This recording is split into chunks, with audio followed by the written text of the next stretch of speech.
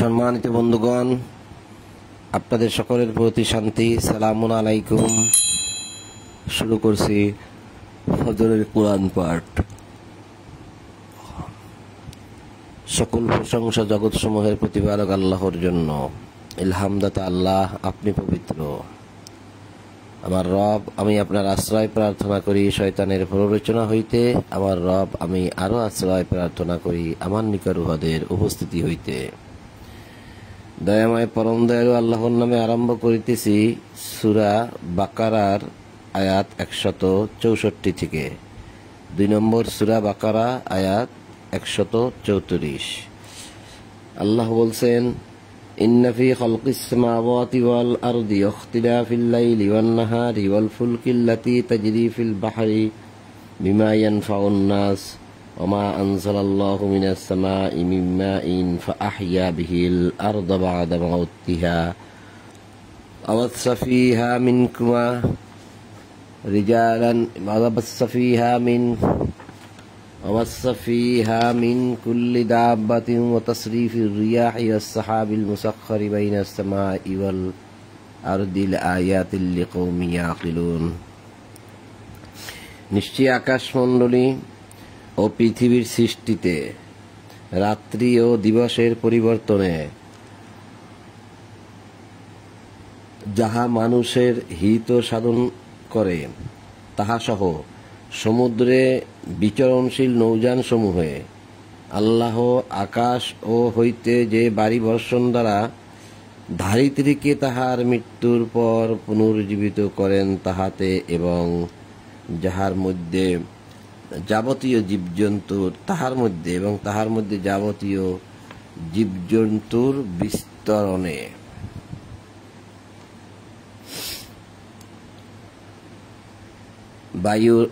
বায়ুর দিক পরিবর্তনে, আকাশ ও পৃথিবীর মধ্যে নিয়ন্ত্রিত মেঘমালাতে জ্ঞানবান জাতির জন্য নিদর্শন রয়েছে। জ্ঞানবান জাতির জন্য নিদর্শন রয়েছে। এই যে ওয়াল আরদি লাআয়াতিল লিকওমিন ইয়াকিলুন, যাদের আকল আছে, জ্ঞান আছে, তাদের জন্য আয়াত রয়েছে, আয়াত নিদর্শন রয়েছে। তো অনেকগুলো কথা বলছেন এখানে আল্লাহ। আবার একটু আয়াতটা দেখি আমরা, যেহেতু অনেকগুলো কথা বলেছেন আর হুট করে আয়াতটা পড়লে বুঝে যায় না। মানে আল্লাহ বলতে চাচ্ছেন, নিশ্চয়ই আকাশমণ্ডলী ও পৃথিবীর সৃষ্টিতে জ্ঞানবান জাতির জন্য নিদর্শন রয়েছে। রাত্রি ও দিবসের পরিবর্তনে জ্ঞানবান জাতির জন্য নিদর্শন রয়েছে। যাহা মানুষের হিত সাধন করে তাহা সহ সমুদ্রে বিচরণশীল নৌযান সমূহে জ্ঞানবান জাতির জন্য নিদর্শন রয়েছে। আল্লাহ আকাশ হইতে যে বাড়ি বর্ষণ দ্বারা ধারিত্রীকে তাহার মৃত্যুর পর পুনর্জীবিত করেন তাহাতে জ্ঞানবান জাতির জন্য নিদর্শন রয়েছে, এবং তাহার মধ্যে যাবতীয় জীবজন্তুর বিস্তরণে, এই পৃথিবীর মধ্যে যাবতীয় জীবজন্তুর বিস্তরণে জ্ঞানবান জাতির জন্য নিদর্শন রয়েছে। তারপরে বায়ুর দিক পরিবর্তনে, এই যে বায়ুর দিক পরিবর্তন হয়, এর মধ্যেও জ্ঞানবান জাতির জন্য নিদর্শন রয়েছে। আকাশ ও পৃথিবীর মধ্যে নিয়ন্ত্রিত মেঘমালাতে, এই যে মেঘগুলা কিভাবে আল্লাহ নিয়ন্ত্রণ করেন, এতেও জ্ঞানবান জাতির জন্য নিদর্শন রয়েছে।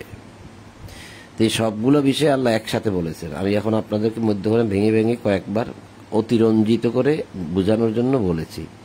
এই সবগুলো বিষয় লাআয়াতিল লিকওমিন ইয়াকিলুন, যাদের জ্ঞান আছে তারা বিষয়গুলো নিয়ে চিন্তা ভাবনা করে, তাদের মধ্যে নিদর্শন আছে, তারা নিদর্শন খুঁজে পায়।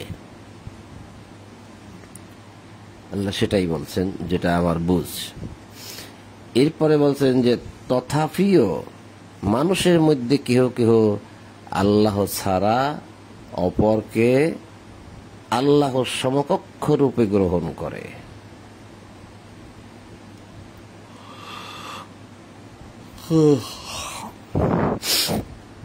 মানে তারপরেও মানুষের মধ্যে যে এতগুলো নিদর্শন আল্লাহ সৃষ্টি করলেন, যার বিন্দু মাত্র মানুষ তৈরি করতে পারে না, মানুষ নিজেও তার সৃষ্ট, তারপরেও এই মানুষের মধ্যে কেউ কেউ আছে যারা আল্লাহ ছাড়া অপরকে আল্লাহর সমকক্ষ রূপে গ্রহণ করে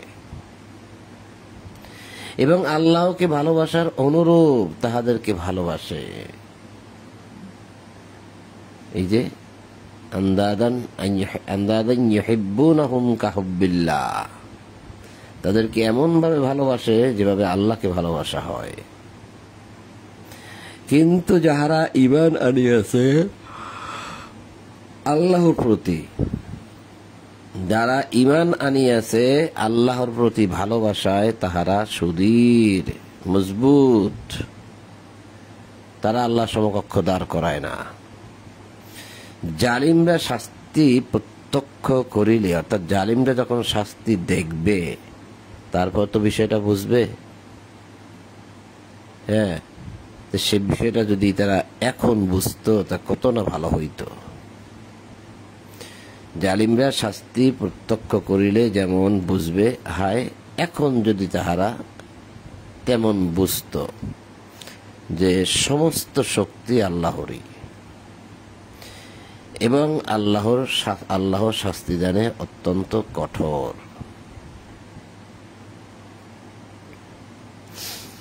যখন অনুসৃতগণ অনুসারীদের দায়িত্ব অস্বীকার করিবে, অনুসৃতগণ অনুসারীদের দায়িত্ব, অনুসৃতগণ কারা?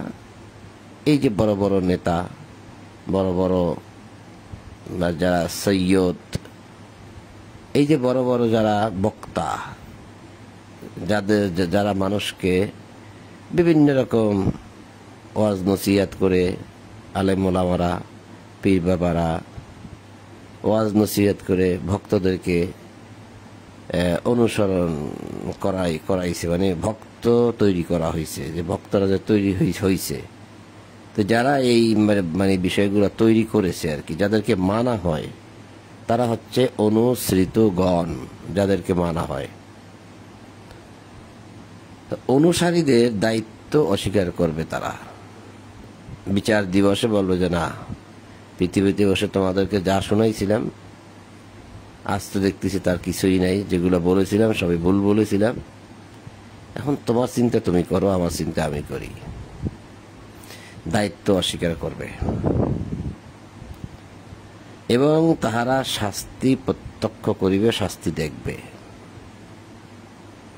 শাস্তি দেখবে যে হুজুরের কথাবার্তা চলছিলাম, হুজুর বলছিল, পীর বাবা বলছিল, ভান্ডারি বলছিল, তাদেরকে মেনেছিলাম, আল্লাহ সমকক্ষর উপরেও কেউ কাউকে মেনেছিলাম, যে ভেবেছিলাম যে দুনিয়ায় আনন্দ উল্লাস করি, এরা আমাদেরকে জান্নাতে নেবে এবং এদের কথা মতো ইবাদত বন্দি করেছিলাম।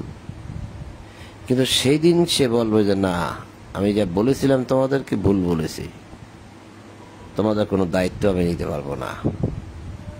আমরা নিজেরাই এখন সমস্যার মধ্যে, কারণ ওই যে শাস্তি দেখা যাচ্ছে ওই শাস্তিতে আমাকেও পড়তে হবে।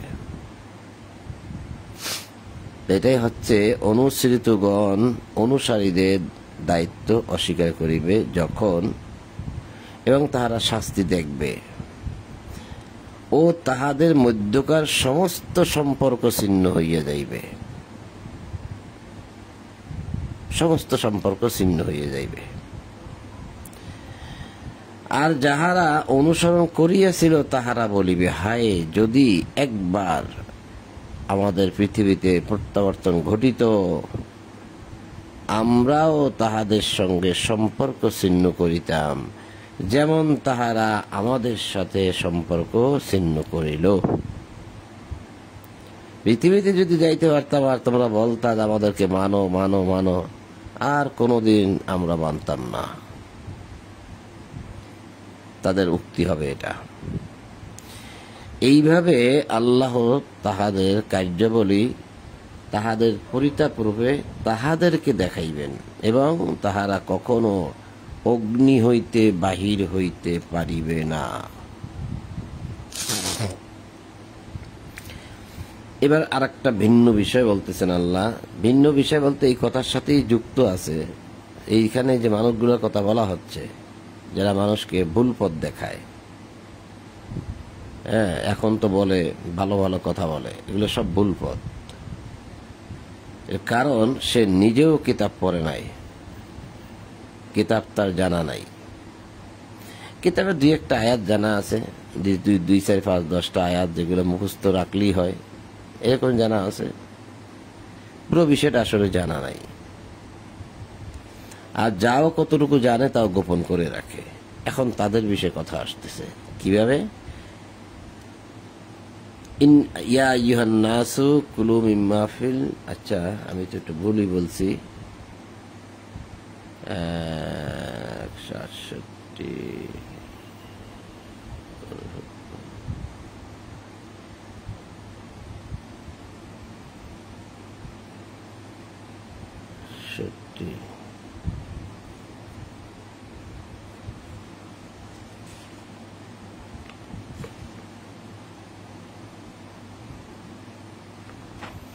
হ্যাঁ আমি একটু ভুলই বলছি, এই বিষয় না, আসলে সে বিষয়টা চলে গেছে পূর্বে।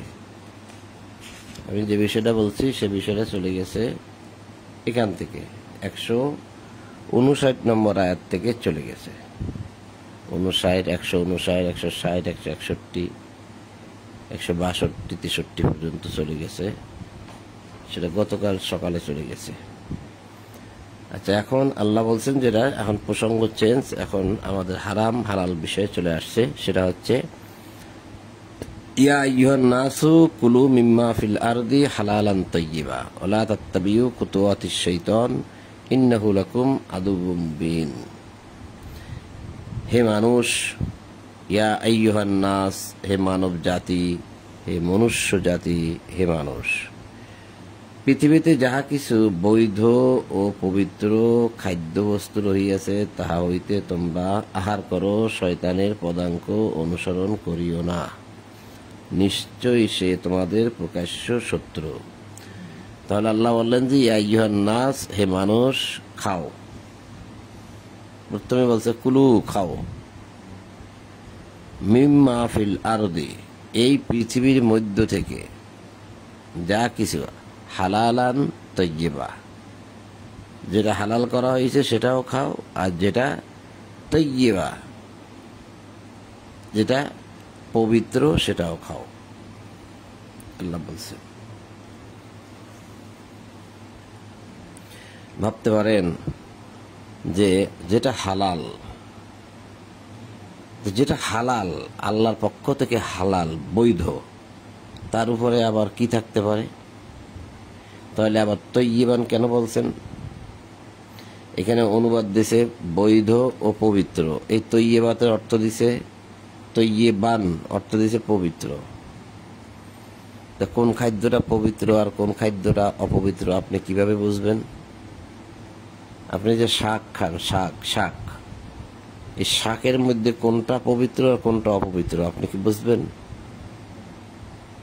নাকি শাকের মধ্যে আপনার কাছে যেটা ভালো লাগে আপনি সেটা খাবেন, আর যেটা ভালো লাগে না, অনেক শাক আছে, গাছের অনেক পাতা আছে যেগুলো ভালো লাগে না, যেগুলো খাওয়া যায় না, সেটা তো আপনার জন্য খাওয়ার উপযুক্ত না। এখানে আল্লাহ বললেন যে যেগুলো হালালান, হালাল রাখা আছে সেগুলো খাও। তৈয়বান, আবার তৈয়বান মানে পবিত্র লেখা আছে।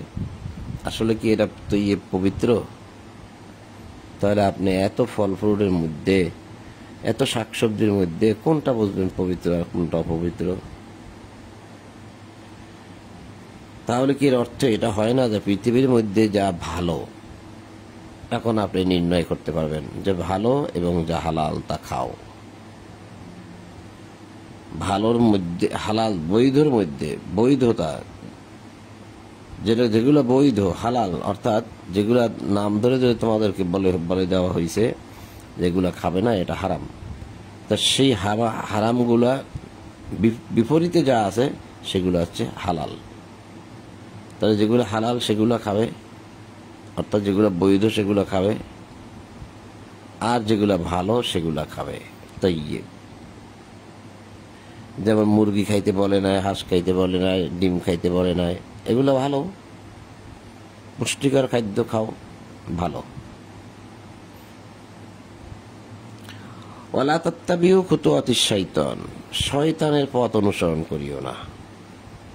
ইন্নাহু লাকুম আদুব্বুম মুবিন, সে তোমাদের প্রকাশ্য শত্রু।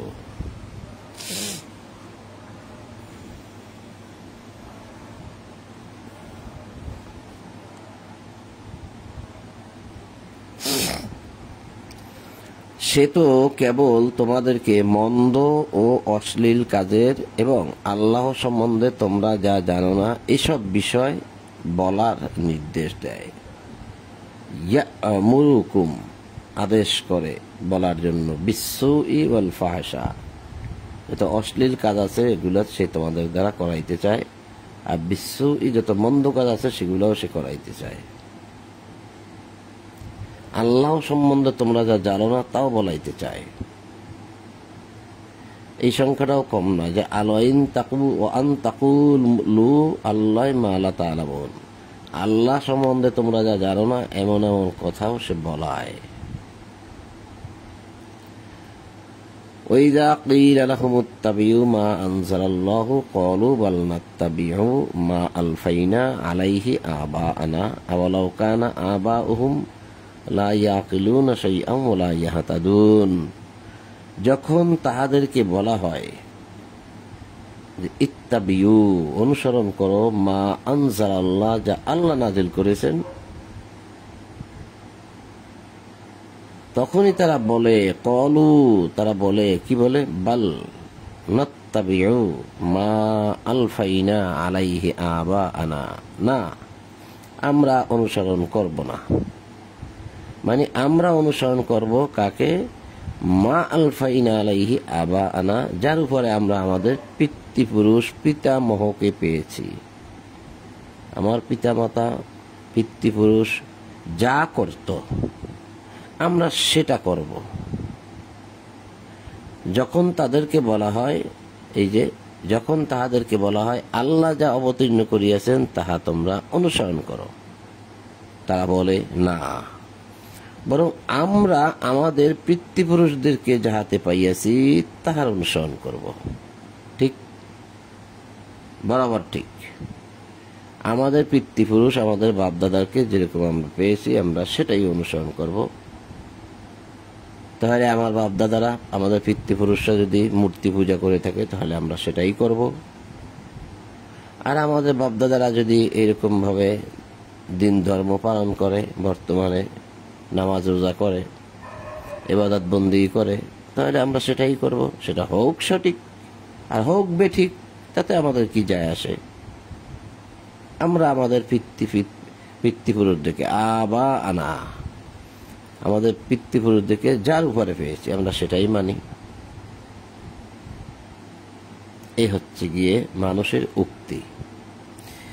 এখন আল্লাহ বলতেছেন যে আওয়ালাউ কানা আবাউহুম লা ইয়াকিলুনা শাইআন ওয়া লা ইয়াহতাদুন, তাদের পিতৃপুরুষরা, আওয়ালাউ কানা আবাউহুম, তাদের পিতৃপুরুষরা, তাদের বাপদাদারা, লা ইয়াকিলুনা শাইআ, তাদের যদি কোনো বিষয় জ্ঞান না থেকে থাকে, ওয়ালা ইয়াহতাদুন, এবং তারা যদি হেদায়েত প্রাপ্ত নাও হয়ে থাকে, তারপরেও কি, তা সত্ত্বেও তার সন্তানেরা তার পিতা মাতাকেই মানবে ইবাদতের ক্ষেত্রে? এটা আল্লাহ প্রশ্ন করেছেন। যারা অস্বীকার করে তাহাদের উপমা যেমন কোনো ব্যক্তি এমন কিছুকে ডাকে যাহা হাক ডাক ছাড়া আর কিছুই শ্রবণ করে না। তাহলে এই যে যারা অস্বীকারী, এই যে আয়াতটা এখন আমরা পড়লাম 170-এর মধ্যে, যারা অস্বীকারী অর্থাৎ যারা আল্লাহর কিতাব নামাইয়া বাপদাদা যা দেখাইয়া গেছে সেগুলোর অনুসরণ করে,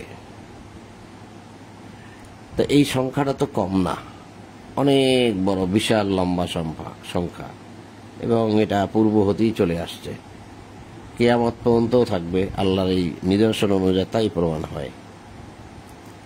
তাহলে এই সংখ্যাটা তো কম না। এই সংখ্যায় যারা পড়ে গেছি আমরা, তাদেরকে তো বলা হচ্ছে যারা অস্বীকার করেছে,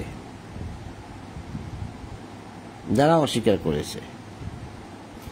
তাহাদের উপমা যেমন কোন ব্যক্তি এমন কিছুকে ডাকে যাহা হাক ডাক ছাড়া আর কিছুই শ্রবণ করে না। এই মানুষগুলো যে ইবাদত বন্দেগী করতেছে, এত ডাকতেছে আল্লাহকে, আল্লাহ এগুলো শোনেই না। কারণ তারা আল্লাহ যা নাজিল করেছেন, আল্লাহ যা অবতীর্ণ করেছেন সে অনুযায়ী তো ইবাদত করে না। তারা ইবাদত করে তাদের তাদের আব্বাদেরকে যার উপরে পাইছে, পিতৃপুরুষদেরকে যাতে পাইয়াছি, তাদের ইবাদত করে। তা আল্লাহ এদের কথা শুনবে কেন? সেটাই আল্লাহ বলতেছে, তারা এমন কিছুকে ডাকে যাহা হাক ডাক ছাড়া আর কিছুই শ্রবণ করে না। তার মানে তারা গরুকে, ছাগলকে, উট, ভেড়া, দুম্বাকে, এগুলাকে যদি আপনারা সারাদিন ডাকেন আর যদি উপদেশ দেন যে এই গরু তুমি এখানে পেশাব করবে না, এখানে লোক হাঁটাচলের জায়গা, লোক হাঁটাহাঁটি চলাচলের জায়গা, তুমি পেশাব করলে দেখতে এটা খারাপ লাগে, নোংরা হয়ে যাবে, আপনার এই কথা শুনবে? সে বলবে আম্বা আম্বা, অর্থাৎ আবার ছাগলে বলবে যেরকম ডাক দেয় মেমা করে সেরকম, অর্থাৎ হাক ডাক ছাড়া আর কিছুই শ্রবণ করে না। তো এই গরু ছাগলকে ডাকলে যেমন গরু ছাগলে হাক ডাক দেয়, এছাড়া আর কিছুই বোঝে না, এই মানুষগুলোর অবস্থা হচ্ছে তাই। উদাহরণ দিয়ে বোঝাচ্ছেন আল্লাহ যে এই মানুষগুলোর অবস্থাও তাই। তাদেরকে যখন বলা হয় যে আল্লাহ যা নাজিল করেছেন, অবতীর্ণ করেছেন তা মানো, তারা কয় না, আমরা আমাদের বাপদাদাকে, পিতৃপুরুষদেরকে যাতে পাইয়াছি তা মানব। তাহলে এখন তারা যে ইবাদতটা করে সেটা কিরকম ইবাদত? যে যেমন গরু ছাগলকে ডাক দিলে যেমন তারা গরু ছাগল বোঝে না, হাক ডাক ছাড়া আর কিছুই কয় না, ঠিক এরা যাদেরকে যেভাবে ইবাদতটা করে তাহলে এটা গরু ছাগলের মতোই ইবাদত হয়ে যাচ্ছে এই আয়াতের মধ্যে। এই যে বলছে আল্লাহ হাক ডাক ছাড়া কিছু শ্রবণ করে না, যাহারা অস্বীকার করে তাহাদের উপমা যেমন কোন ব্যক্তি এমন কিছুকে ডাকে যাহা হাক ডাক ছাড়া আর কিছুই শ্রবণ করে না। বধির, তারা শোনে না, তাদের মুখ বন্ধ, বোবা, অন্ধ, তারা দেখে না, সুতরাং তাহারা বুঝবে না। সারাদিন যদি আপনি ছাগলকে বলেন যে খবরদার, এখানে যেখানে সেখানে পায়খানা করবেই না, প্রস্রাব করবেই না, ও ম্যা করে বাস শেষ, ও খালি মেয়াই করবে, কিন্তু আপনার কথা সে বুঝবে না, এরা বুঝবে না। তো এই মানুষগুলোর অবস্থা ঠিক সেরকম একটা উদাহরণ দিছে আল্লাহ। এটা উদাহরণটা দিছে আল্লাহ, আমি দেইনি। কিন্তু আবার এই যে হাক ডাক ছাড়া তারা কিছুই শোনে না। এবার আমাদেরকে বলছে আল্লাহ, ইয়া আইয়ুহাল্লাযীনা আমানু কুলু মিন তাইয়্যিবাতি মা রাযাকনাকুম ওয়াশকুরু লিল্লাহি ইন কুনতুম ইয়্যাহু তা'বুদুন। হে বিশ্বাসীগণ, তোমাদেরকে আমি যেসব পবিত্র বস্তু দিয়েছি তাহা হইতে আহার করো এবং আল্লাহর নিকট কৃতজ্ঞতা প্রকাশ করো, যদি তোমরা শুধু তাহারই ইবাদত করো, যদি তোমরা শুধু তাহারই ইবাদত করো। তো এই আয়াতটা আর এই আয়াতটা একটু খেয়াল করেন, যেটা আমরা এখন পড়ে গেছি। কি এটা? ইয়া আইয়ুহান নাসু কুলু মিম্মা ফিল আরদি হালালান তাইয়্যিবা। হে মানব জাতি, পৃথিবীতে যাহা কিছু বৈধ ও পবিত্র খাদ্যবস্তু রহিয়াছে তাহা হইতে তোমরা আহার করো। হালাল, এই যে হালালান তাইয়্যিবা, দেখেন হালালান তাইয়্যিবা, খাও, কুলু খাও, মিম্মা ফিল আরদি, যা রয়েছে পৃথিবীতে, হালালান তাইয়্যিবা। ঠিক এখানে বলছে মানুষকে, আবার এখানে সরাসরি আপনাকে আমাকে ডাক দিয়ে বলছে ইয়া আইয়ুহাল্লাযীনা আমানু, ওহে যারা বিশ্বাস করে নিয়েছে, কুলু খাও, মিন তাইয়্যিবাতি, ভালোটা থেকে, ভালোটা খাও, মা রাযাকনাকুম, যে রিজিক আমরা তোমাদেরকে দিয়েছি তা থেকে ভালোটা খাও। আশকুরু লিল্লাহি ইন কুনতুম ইয়্যাহু তা'বুদুন, আর আবার শুকরিয়া আদায় করো। আশকুরু লিল্লাহি, আল্লাহর জন্য কৃতজ্ঞতা আদায় করো। ইন কুনতুম ইয়্যাহু তা'বুদুন, যদি তোমরা একমাত্র তাকেই, তার ইবাদত করে থাকো, তার ইবাদত যদি করে থাকো, তাহলে যেটা ভালো সেটা থেকে খাও।